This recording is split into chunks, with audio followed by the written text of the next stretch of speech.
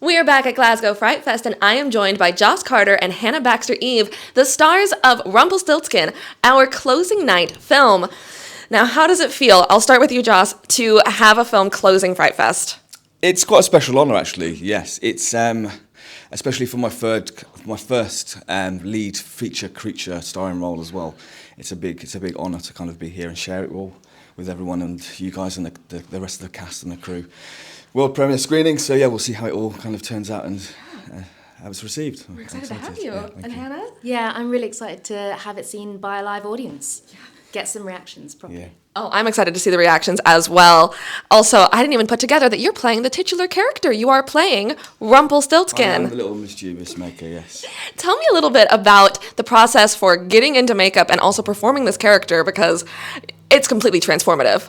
I guess it started rehearsals, independent rehearsals and kind of character creation in the studio. Andy had created a fantastic script that kind of just blew my imagination and just kind of I couldn't stop thinking about the ways of how he could transform and morph the ways through his pathway to deceive and steal and lie and reap the rewards of his doings.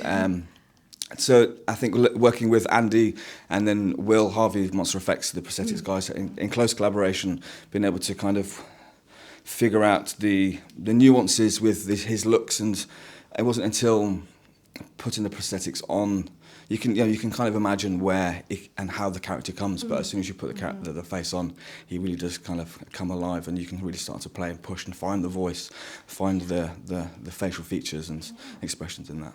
I would never have guessed that you and Rumpelstiltskin were the same person. Like, it is so transformative. And Hannah, your character goes through a huge arc throughout this. I mean, from peasant to queen and mother.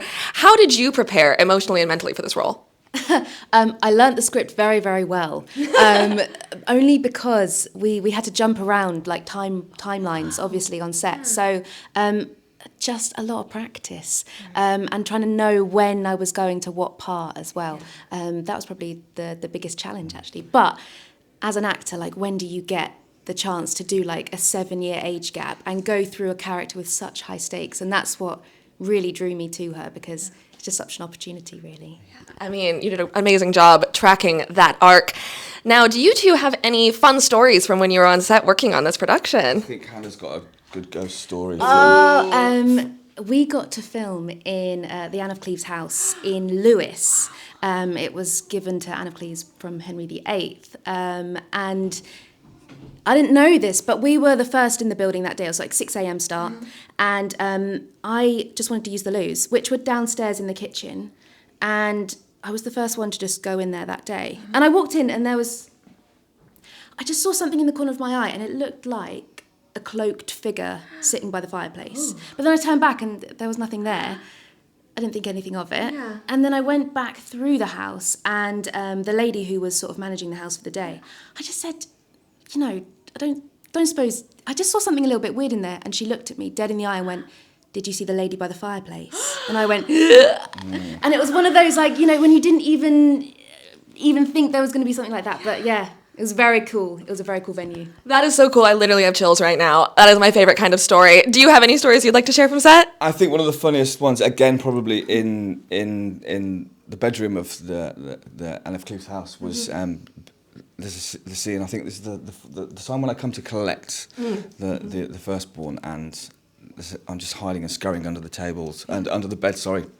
And waiting in between takes and just kind of cheekily, like, in my Rumpelstiltskin, just popping my head out, really, yeah. And it was really nice to separate the intensity and the horror or the seriousness with the kind of playfulness of the characters, because he was so playful anyway. But sometimes you just got to break out and just be fun and stupid with it, because it's not every day that you get to see this being in front of you. Yeah. Amazing. Thank you two so much for sharing that behind the scenes insight with me. We're so excited to have you here and to be here when you see your premiere of your film. So congratulations and thank you to both. Thank you.